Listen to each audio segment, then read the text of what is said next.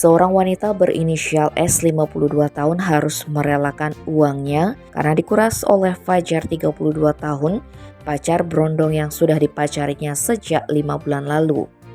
Kapolres Tabanan AKBP Leo Dedi De Vretes menerangkan, kasus pencurian uang oleh Fajar terhadap pacar tuanya ini terungkap setelah perempuan berinisial S melaporkan kejadian tersebut ke unit reskrim Polres Tabanan.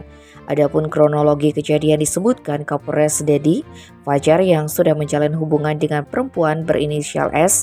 Selama menjalin hubungan ini, Fajar sudah menginap di rumah korban di wilayah Banjar Sanggulan, Desa Banjar Anyar, Kecamatan Kediri.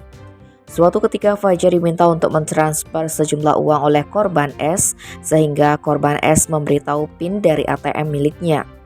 Setelah mentransfer ini, ATM-nya pun dikembalikan kepada korban S dan korban S disebutkannya tidak menaruh curiga kepada pacarnya tersebut. Namun naas pada bulan Agustus lalu korban S hendak mengambil uang di mesin ATM.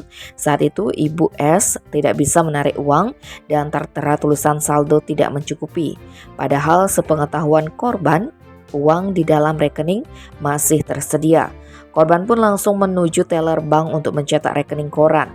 Dari rekening koran itulah diketahui bahwa ada transfer uang ke rekening pelaku Fajar. Karena tidak bisa dihubungi dan pelaku Fajar menghilang, korban S pun melaporkan kejadian ini ke Polres Tabanan, dan dari laporan tersebut tim dari Polres Tabanan melakukan penelusuran dan akhirnya menemukan keberadaan pelaku Fajar. Berbekal informasi tersebut, akhirnya pelaku Fajar ditangkap di daerah Muncar, Banyuwangi awal Oktober lalu. Akibat perbuatannya, pelaku disangkakan pasal 362 KUHP dengan ancaman hukuman 5 tahun penjara.